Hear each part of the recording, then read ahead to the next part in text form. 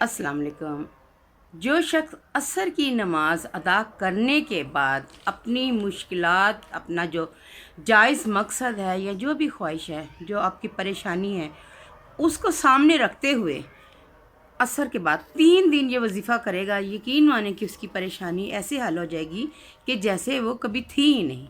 आपने सिर्फ पूरे यकीन और पूरे पक्के इरादे के साथ अल्लाह ताला से दुआ मांगनी है, या बारी ताला मेरी ये मुश्किल परेशानी हल कर दे। वो यकीनन देखें जी, इसमें आज़म जौन से होते हैं उनकी बरक़ात होती है, बहुत बरक़ात होती है। और जब आपको अल्लाह पर, उसके रसूल पर और उसके दिए हुए कुरान और उनके लफ्ज़ों पर यकीन है, तो फिर वो ज़रूर हमारी मुश्किलें आसान करेगा।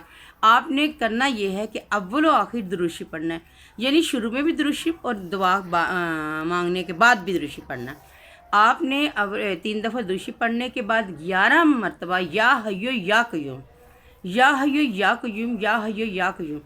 फिर उसके बाद आपने पढ़ना है इय्याका नाबुदु इय्याका नस्ताईन, ये भी आपने 11 मरतबा पढ़ना है।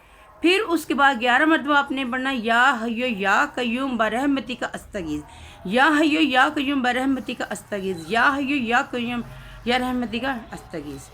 तो आपने ये भी 11 दफ़ा पढ़ना है। और उसके बाद फिर आपने अपना जो मकसद है, चाहे वो आपकी औलाद के लिए है, वो अपने लिए है, अपने घर वालों के लिए है, या अपनी जॉब के लिए है, किसी भी मकसद के लिए इंशाअल्लाह अल्लाह ताला ज़रूर पूरी करेगा।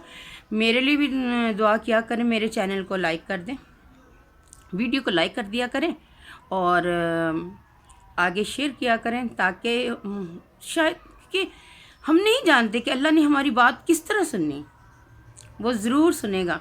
तो दूसरों का भी फ़ायदा सोचें, अपना भी।